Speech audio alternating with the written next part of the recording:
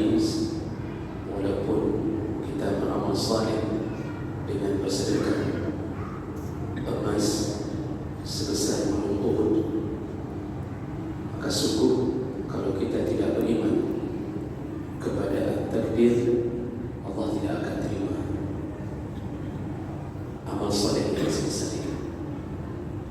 Kita sudah jelaskan, maksudnya adalah kita harus sadar bahawa kemampuan kita bersedekah itu karena izin Allah, karena takdir dari Allah, bukan karena kemampuan kita. Jadi Allah mengizinkan kita untuk melakukan. Jadi jangan merasa bahawa kita telah melakukan kebaikan dengan pilihan kita sendiri. Pilihan itu adalah ilmu dan akal, atau akal yang berbuah ilmu. Tapi yang mengizinkan terjadinya kebaikan adalah takdir Allah. Karena seseorang banyak yang menginginkan untuk berbuat amal saleh, tapi tidak diizinkan Allah, maka tidak terjadi. Itu fadilah utama, berarti menjadi bahagian bukti iman. Tidak akan beriman orang yang tidak beriman kepada takdir Allah. Kita lanjutkan fadilah yang berikutnya, yaitu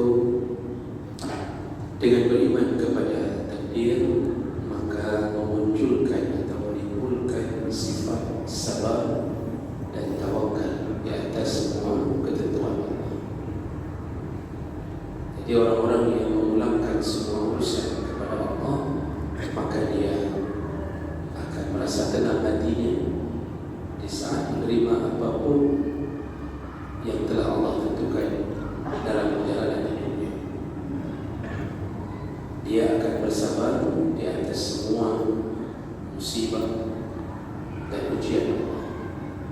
Dia akan tawakal setelah dia berikhtiar, walaupun hasil ikhtiarnya bisa sesuai dengan harapannya atau tidak sesuai dengan harapannya. Ternyata yang diikhtiarkan tidak sesuai dengan keinginan hatinya, dia tetap terima, karena dia tahu itu adalah pilihan Allah yang terbaik. Jadi sifat ini muncul karena kita berada di posisi tahu diri bahawa kita ini di dalam ketentuan yang telah Allah tetapkan.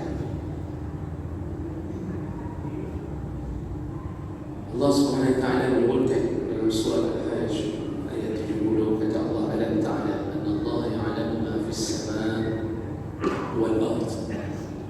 Apakah engkau tidak tahu, kata Allah, tidakkah engkau mengetahui bahawa Allah telah mengetahui semua yang terjadi di langit dan di bumi. Inna zalika fi kitab, inna zalika 'ala Allah yasir. Sesungguhnya semua kejadian telah tertulis di dalam kitab, artinya Lauhul Mahfuz, dan semua kejadian itu sungguh mudah bagi Allah untuk menetapkannya. Orang membaca doa itu, Rasulullah mengatakan syaitan yang mengiringi kita, qarin, itu mengatakan kepada pasukan-pasukannya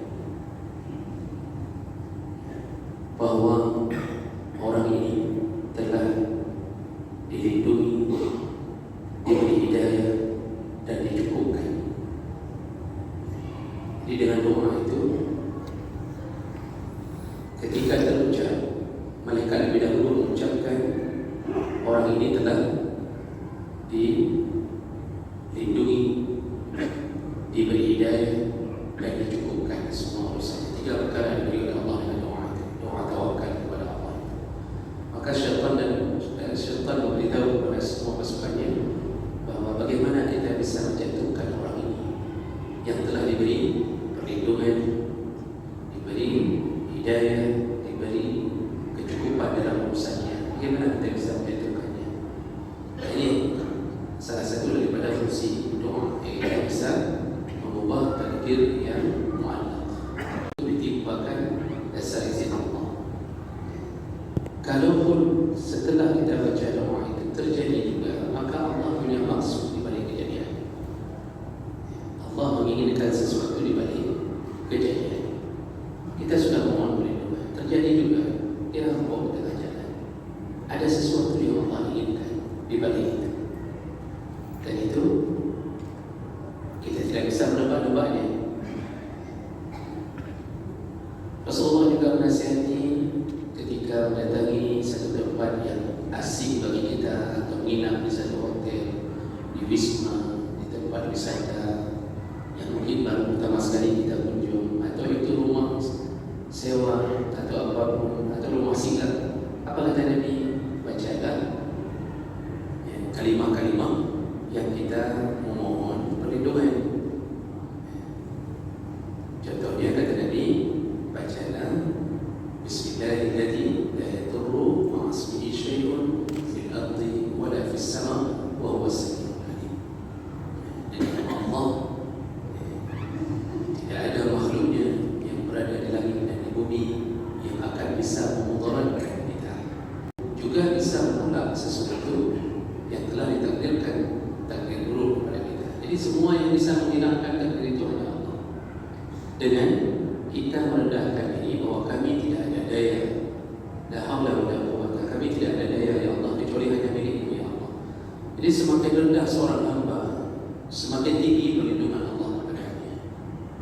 Semakin tinggi seorang hamba merasa diri, maka semakin kecil perlindungan Allah kepadanya.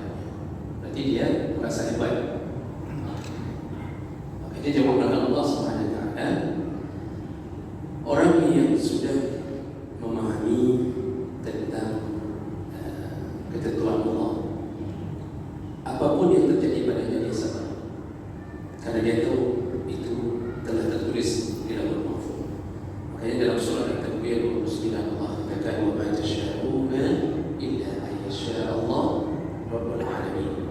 Apa yang engkau kehendaki itu menempuh jalan sesuatu, maka itu adalah bahagian daripada kehendak Allah. Yang kau tempuh itu adalah kehendak Allah.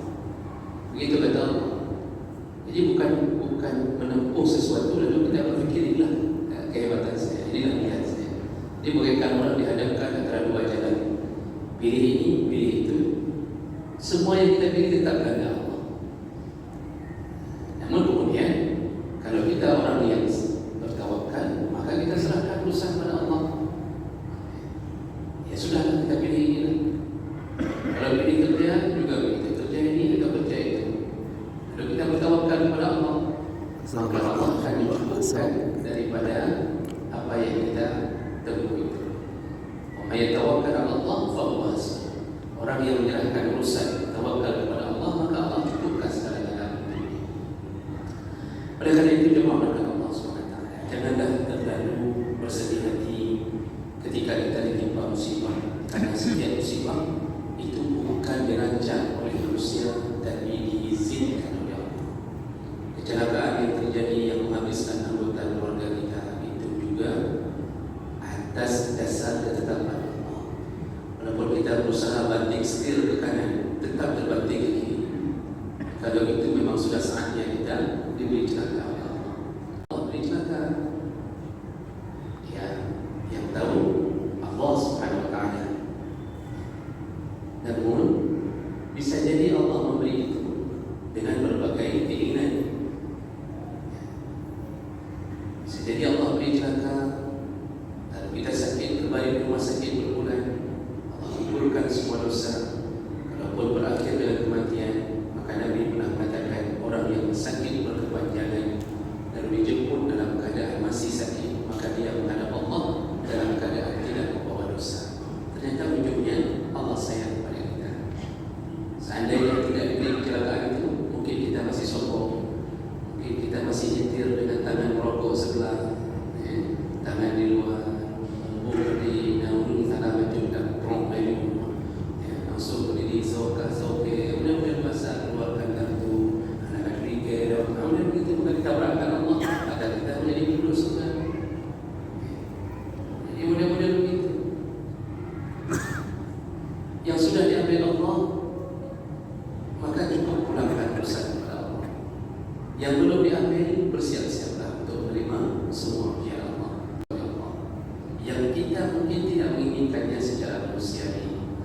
Jemaah sekalian, Allah mengatakan dalam surah At-Taghabun ayat 11, "Ma asaba min musibatin illa bi iznillah." Semua musibah yang terjadi padamu adalah dengan izin Allah, dengan izin Allah.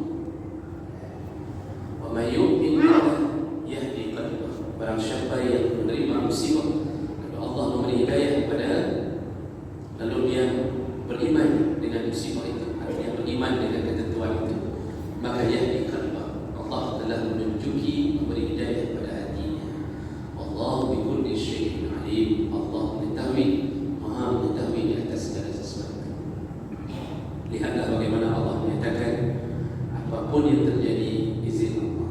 Kalau engkau menerimanya, sungguh engkau telah mendapatkan petunjuk dari Allah. Jadi ada hubungan antara menerima dengan kebaikan yang datang dari Allah. Oleh kerana itu, jangan sampai kita dapat musibah kita mulai mencaci Allah, kita tidak terima.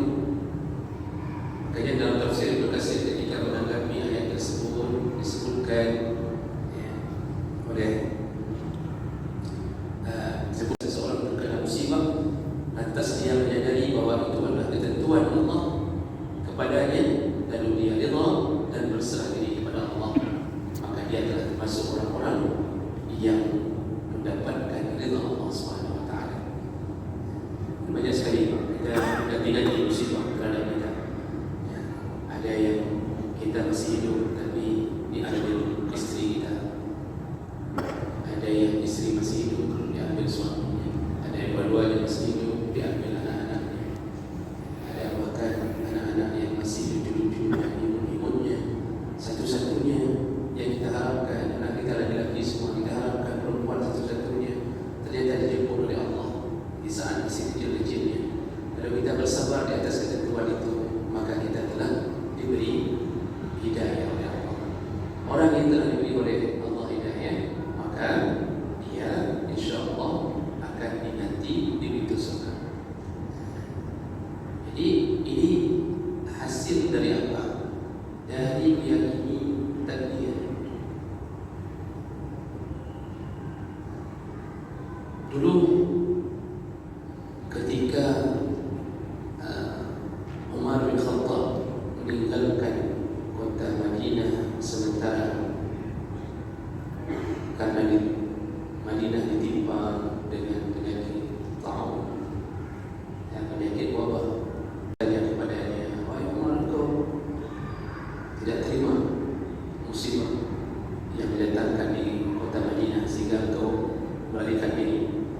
Apa kata Umar? "Aku tidak lari dari musibah, tapi aku hanya berpindah dari takdir yang buruk mencari takdir yang baik."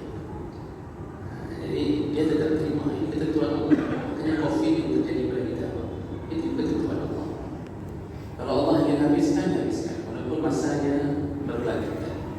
Oh, masalah ada orang yang mengambil manfaat dari COVID tersebut, mereka berusaha dengan Allah. Ada yang menciptakan sesuatu yang bersifat profit untuk pribadi, urusan dengan Allah. Tapi semua yang terjadi pada kita itu bukan karena semata-mata rancangan manusia, tapi Allah lah yang mengizinkan itu terjadi. Oh, kita ditipu dalam COVID itu contohnya, maka itu pun karena izin Allah. Kenapa kita sampai bisa begini? Semua karena izin Allah. Tentu dosa-dosa ikut menjadi penyebab. Karena kalau sudah melakukan dosa, Allah mencabut keberkahan dari satu negeri. Macam-macam negeri oleh Allah. Kesusahan hidup kita bayangkan Pak selama COVID. Bagaimana hidupnya susah. Berapa banyak yang bangun usahanya, berapa banyak semua orang-orang yang harus menutup mata pencahariannya. Ketentuan Allah. Kenapa dosa ikut menjadi salah satu penyebab Allah tidak sayang kepada kita? Jadi jemaah kepada Allah Subhanahu wa taala, ini yang dibimbing dan dikuatkan oleh Nabi kepada para sahabat, sehingga sahabat itu hidupnya dalam sabar tawakal atas semua ketentuan. Saya teringat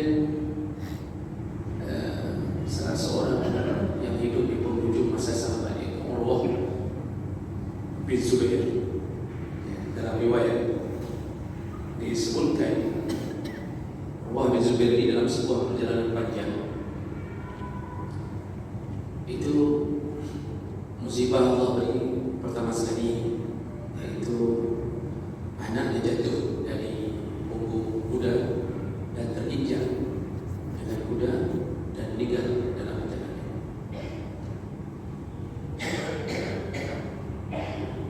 Dia terima, dia tidak berkeluh kesah dengan panjang. Dia tahu ini ketentuan Allah.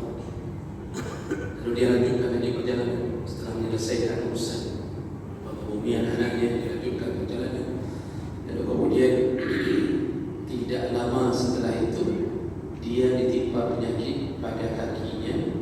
Dalam riwayat ada yang menyebutkan seperti kudis, ada yang menyebutkan bisul, dan ternyata tidak bisa sembuh. Dia berusaha mendatangi beberapa tabib, ternyata izin Allah pun tidak sembuh. Akhirnya dia singgah di satu kota dan ada tabib-tabib yang dia minta bantuan, dan para tabib itu mengatakan ini penyakit ini berbahaya kalau dibiarkan terlalu lama karena semakin masuk ke dalam daging membusuk.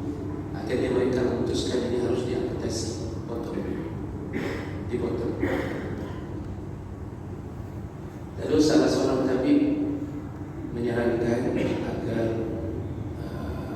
Urwah sebelum dipotong untuk meminum khamar agar tidak merasakan rasa sakit ketika dipotong, karena di saat itu kan belum ada anestesi, tidak ada obat bius, tidak ada yang bisa membuat kebas kaki itu. Jadi salah satu tabib mengatakan ini mudarat, kau tidak akan mampu menahan ketika dipotong kaki.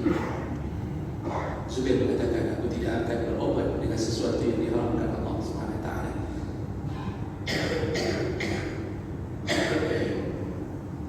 Akhirnya karena dia menolak untuk meminum khamar,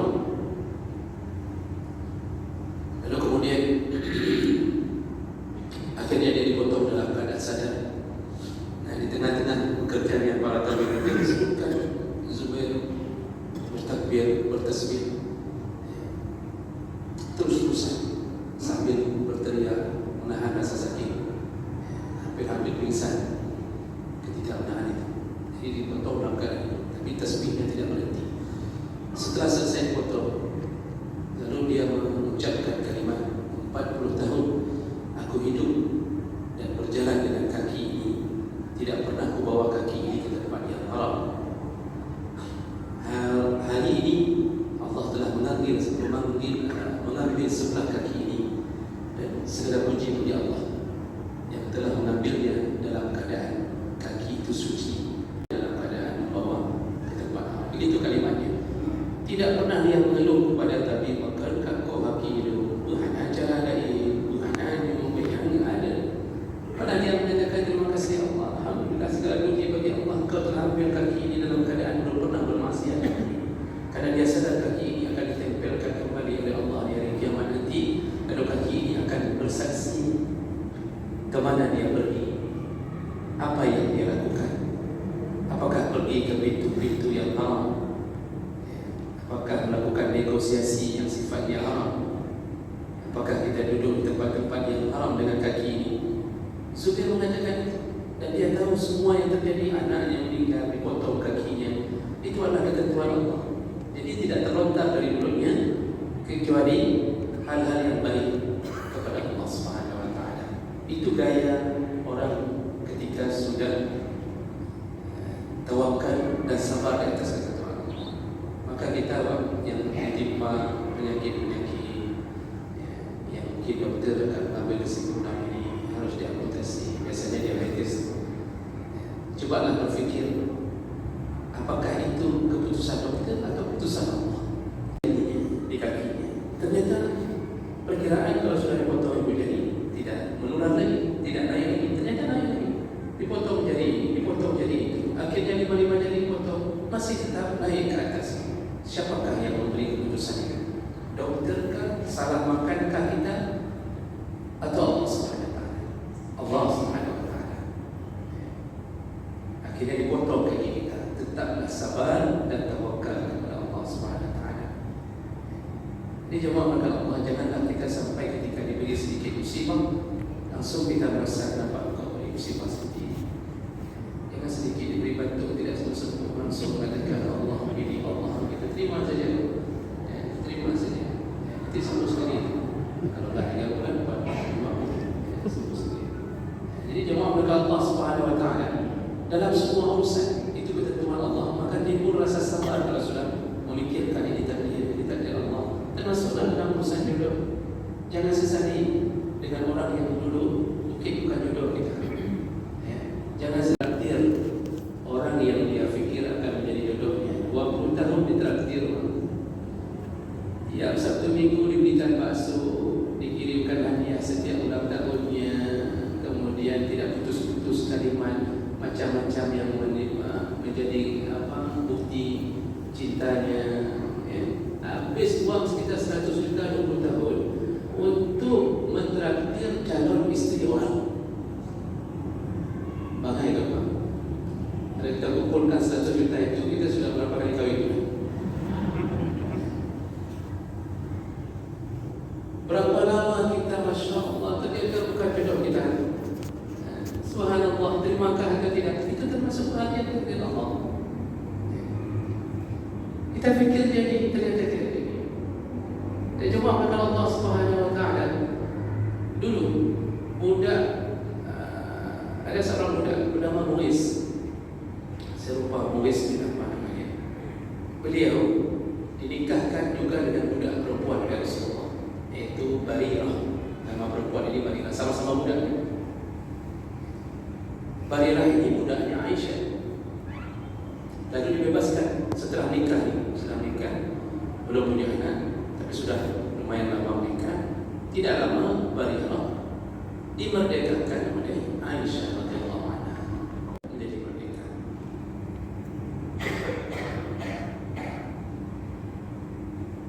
Suaminya Mughis masih muda, istrinya dimerdekakan. Otomatis telah terjadi pernikahan antara perempuan yang merdeka dengan seorang muda. Dan ini dalam hukum syariat, perempuan merdeka ini diberi khiyar, mau bercerai dengan suaminya atau melanjutkan hidup dengan suaminya, karena dia sudah merdeka. Maka kemudian Rasulullah memanggil Barirah, wahai Barirah, engkau telah merdeka, suamimu belum merdeka, masih muda. Sekarang engkau diberi pilihan dalam syariat. Nanti Allah beri izin, engkau masih mau hidup dengan Mughis atau engkau ingin berpisah dengannya. Artinya tidak berusaha kalau engkau ingin berpisah, karena engkau telah merdeka. Apa jawaban Barirah? Barirah mengatakan, ya Rasulullah, aku ingin berpisah dari Mughis. Rupanya Barirah ini tidak terlalu mencintai Mughis. Selama ini Mughis berpikir bahwa istrinya itu mencintai, ternyata begitu merdeka langsung berubah keadaannya, dia tidak mau lagi bersama Mughis. Terceraikan. Situ Mughis merasakan rasa sedih berlebihan ditinggalkan oleh istrinya yang dimerdekakan oleh Aisyah. Namun apa lanjut, dia tidak bisa berbicara apapun karena keadaannya. Tapi karena cintanya terlalu dalam kepada Barirah. Mughis disebutkan dalam hadis Riyadhus Shalihin, masih disebutkan di situ. Mughis terus membuntuti mantan istrinya. Jadi kemana-mana Barirah dia ikut. Barirah pergi ke pasar dia ikut. Barirah ke Susuya dia ikut. Duduk di bawah tangga Susuya dia tunggu kapan Barirah turun. Dia lihat, dia ikuti Barirah begitu. Dia ikuti terus karena cintanya kepada Barirah. Rasulullah tahu keadaan itu. Lalu kemudian karena keadaan sudah bertemu, dia tidak bisa melupakan kenangannya bersama Barirah. Tapi Barirah tidak mencintai Mughis. Lalu kemudian Rasulullah memanggil Barirah. Setelah melihat keadaan Mughis kemana-mana Barirah keluar dari rumahnya, diikutinya. Rasulullah memanggil Barirah. Lalu mengatakan, wahai Barirah, apakah engkau masih punya perasaan kepada Mughis? Atau mungkinkah ada keinginan engkau untuk kembali kepada Mughis? Lalu Barirah bertanya, ini perintah atau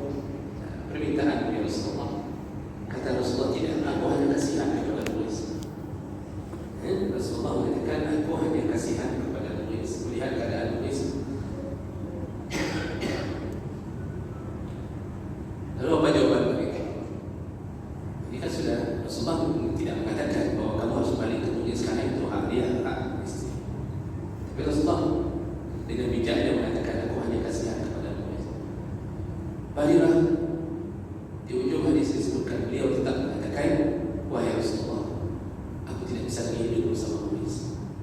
Jadi ujungnya tetap ditolak juga permintaan Nabi untuk kembali kepada Muiz. Di situ Muiz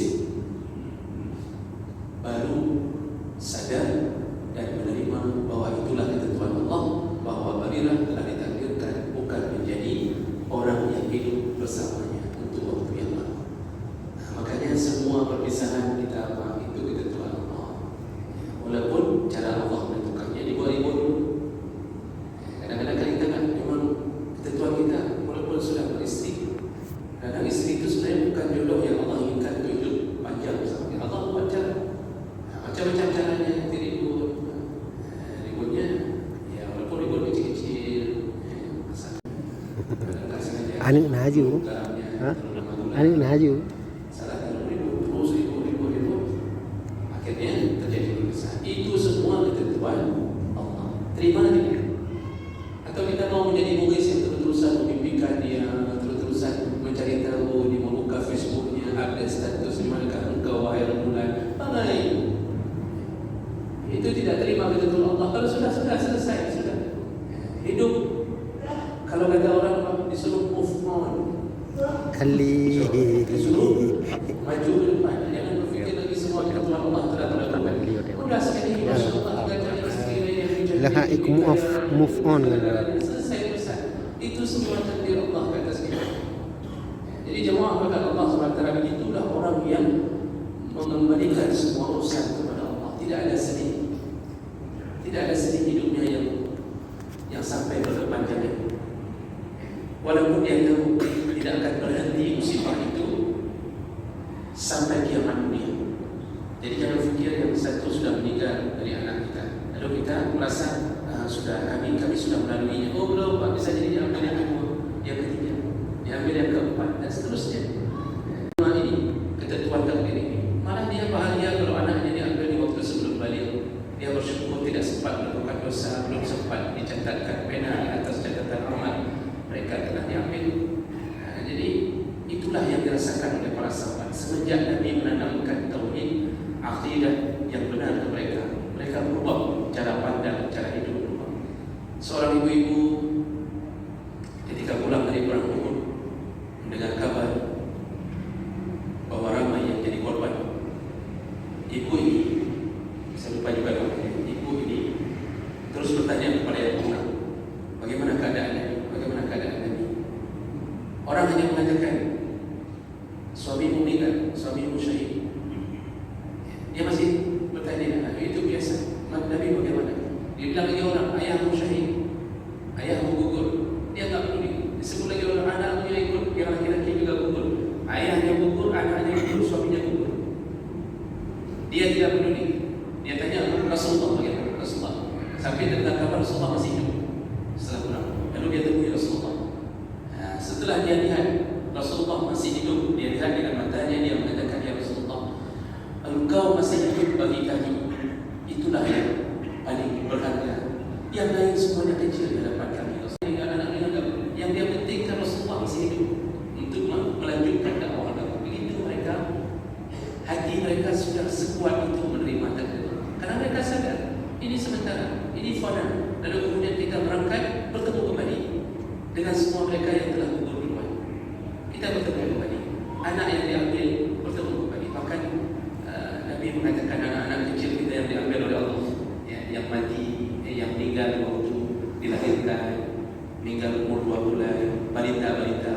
Kata Nabi apa? Mereka menjadi, dalam kitab ada Mufrad Bukhari sebutkan, mereka menjadi jentik-jentiknya surga. Ja'abisul jannah, menjadi jentik-jentiknya surga di surga. Jentik-jentik di dalam air, jentik-jentik itu kan main-main di dalam air.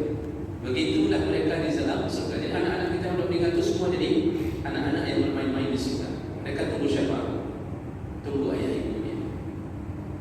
Mungkin tergantung, kalau ayah ibunya sempat bergaul dengan dunia riba, mereka ibunya agak lebih lama karena ayah ibunya dimasukkan dulu ke neraka, baru berjumpa dengan mereka.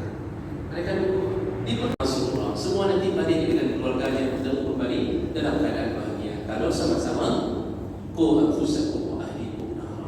Maka jemaah Allah, berbuatlah amal saleh dan terimalah hasil daripada amal saleh itu walaupun bentuknya musibah, tetap tawakal. Kemudian jemaah Allah Subhanahu wa taala, sebelum kita akhiri karena waktu kita singkat, juga saya ingin ingatkan kembali bahawa salah satu yang Allah telah takdirkan di atas kuasanya bahawa kita diberi kelebihan-kelebihan dengan datangnya bulan Zulhijjah. Ini juga ketetapan Allah kepada kita. Jadi Allah berhak melebihkan antara hari dengan hari, minggu dengan minggu, bulan dengan bulan. Itu hak Allah. Salah satunya Allah lebihkan kita umat Muhammad diberikan metode sedikit beramal tapi pahalanya maklum. Dan Zulhijjah adalah salah satu daripada ketentuan Allah kepada kita untuk kita nikmati. Ini nikmat untuk kita dalam bulan ini. Menurut Ru'yah Indonesia tadi Selasa hari pertama, menurut Ru'yah Arab Saudi kemarin Senin hari pertama. Perbedaan hari ini hasil ijtihad. Tadi itu bukan menjadi sebuah masalah besar. Silakan nanti yang mau hari raya dengan ketetapan di hari Rabu dasar Ru'yah Saudi, silakan. Yang mau hari raya di hari Kamis pun bukan menjadi sebuah dosa besar. Karena dalam ketentuan para ulama pun mereka pun berbeda pandangan tentang masalah ini. Para ulama Saudi pun berbeda. Ketika ditanya apakah semua harus ikut Saudi, Lajnah Daimah sebahagian mengatakan ikut Saudi, tapi sebahagian ulama yang lain mengatakan tidak. Coba baca fatwa Syekh Utsaimin, dia mengatakan berdasarkan matna masing-masing. Syekh Utsaimin mengatakan berhari raya berdasarkan matna masing-masing. Jadi kalau negara tak cocok matnanya, luar mudah untuk dia tak cocok, tidak apa berhari raya dengan matna yang kau sepakati di negara. Jadi itu hasil dia. Jadi tanggapi dengan lapang dada, dengan santai. Jangan menghujat dan jangan kirimkan di grup sesuatu yang berbentuk provokasi. Karena ini tidak berdosa. Tidak berdosa. Oh, yang berhari raya di hari Rabu, jangan puasa lagi. Sesuai dengan hari-hari yang dia yakini.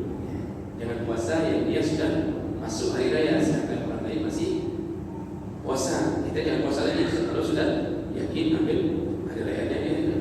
Bagi yang hari raya hari Kamis masih tetap boleh puasa. Lalu ada yang mengatakan harus sama hari Arafah kita dengan hari wukuf di Arafah. Silakan baca banyak-banyak fatwa para ulama. Sebagian besar para ulama mengatakan tidak ada hubungan antara hari Arafah dengan wukuf di Arafah.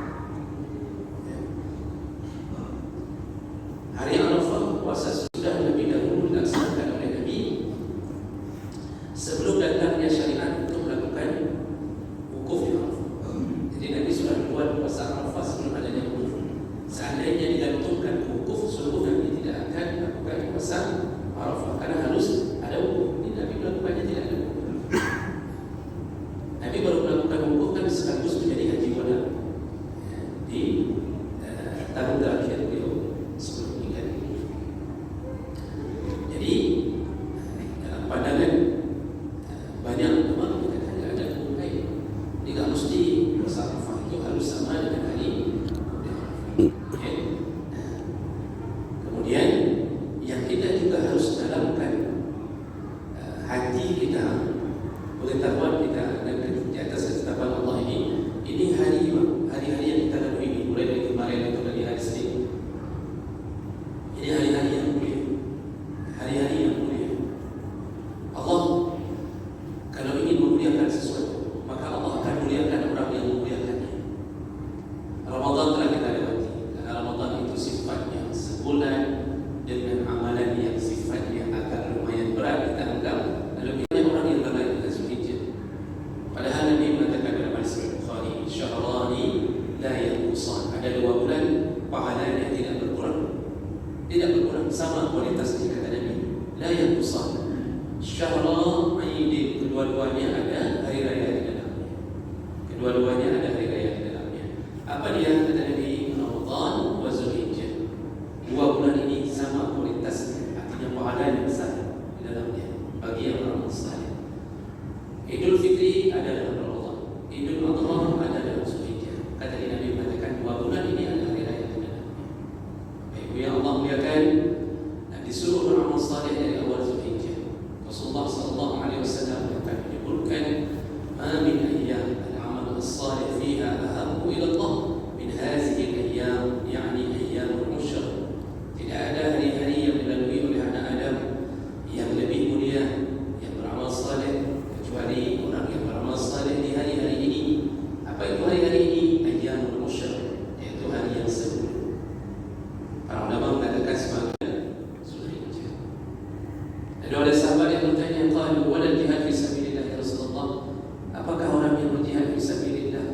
bisa kalah amalnya dengan yang berjihad di 10 hari pertama bulan Zulhijjah? Apa jawab Nabi? Wala jihad fisabilillah. Walaupun jihad fisabilillah kalah pahalanya dengan orang yang beramal 10 hari pertama. Illa rajulun kharaja bil baiti bi nafsihi wa malihi wa lam yarji' bi zalika min syai'. Kecuali orang yang berjihad di medan perang itu pergi dengan jiwanya, dengan hartanya dan tidak pernah kembali ke kampung halamannya. Artinya syahid di medan perang. Kalau syahid baru bisa kalah perang, baru bisa mengalahkan pahala orang yang beramal saleh di 10 Zulhijjah, di 10 hari pertama bulan Zulhijjah. Maka ini hari besar. Oleh karena itu beramal saleh dan tingkatkan amal saleh kita. Apa saja yang disuruh oleh Nabi, di antaranya berpuasa, sunnah puasa dari hari pertama Zulhijjah sampai 9, puncaknya 9 hari Arafah. Berpuasa dari hari pertama, ini hari-hari puasa. Kalau tidak sanggup, ya ambillah paling kurang Senin Kamis di hari itu, tambah nanti hari Arafah. Tidak sanggup juga, paling kurang jaga di hari Arafah. Tidak sanggup saja, pindah saja dari dunia ini ke tempat yang lain. Masa satu hari pun satu orang masih kuat, semuanya masih kuat. Kemarin pergi jalan-jalan ke Taiwan sanggup. Ketika suruh puasa, tidak sanggup. Jadi jagalah ini. Kan semua ini tergantung kepada kita kuat, tidak rindu, tidak terhadap surga Allah. Lalu disuruh berbanyak baca Quran. Maka sebagian ulama mengatakan kalau bisa khatam dalam 9 hari ini. Kemudian juga disuruh berbanyak selawat zikir dalam 9 dalam hari-hari Zulhijjah ini. Lalu salah satu amal saleh terbaik adalah sedekah. Jadi jemaah pada Allah bersedekah setiap hari selama bulan Zulhijjah. Kita tahu bahwa kita sudah bersedekah sebelumnya. Yang biasanya 5.000 bulan Zulhijjah ini disuruh tambah karena ini amal bonus dikali lipatkan pahala. Jadi dari 5.000 tambahlah setiap hari bersedekah ada berapa? 5.500. Ini bukan tambah namanya, ini ulo-ulo. Tambahlah menjadi 50.000. Lalu kemudian kalau kita akan sambung puasa ada kesempatan mendapatkan pahala, yaitu berikanlah sedekah kepada orang-orang yang berpuasa. Itu salah satu kelebihan. Tapi tidak bisa sempurna pahala itu kalau kita sendiri tidak puasa. Mengangkat ini hanya puasa, cocok puasa atau tidak. Sekali paling bagus kita puasa, lalu kita sedekah, kita beri makanan kepada orang yang berpuasa. Maka Allah ni berkah keron. Puasa yang menikmati risol dari kita, yang menikmati kaji dari kita, semuanya Allah lipat gandakan diberikan kepada kita yang memberi sedekah itu.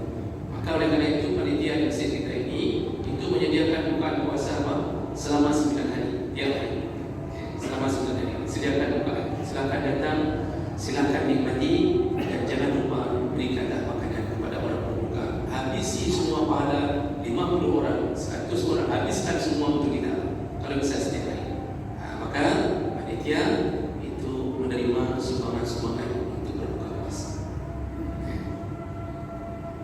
Ini perlu kita galakkan. Nanti boleh temui salah satu dari panitia, berikan bapak memberikan 2 juta untuk buka puasa. InsyaAllah itu kalau buka puasa 2 juta, maka kami tiap hari buka puasa dengan ayam penyet, dengan telur dada, dengan ini macam-macam sekali. Masya Allah, semua pahala bapak semuanya. Maka berjuanglah bersama-sama untuk masuk surga. Nanti kita akan berbahagia kembali mendapatkan hasil apa yang kita lakukan di atas dunia. Mudah-mudahan bermanfaat. Selamat berjuang dan semoga kita dikumpulkan kembali di dalam surga. Amin ya rabbal alamin. Subhanallahumma wa bihamdihi, asyhadu an la ilaha illa anta, astaghfiruka wa atubu ilaik. Wassalamualaikum warahmatullahi wabarakatuh.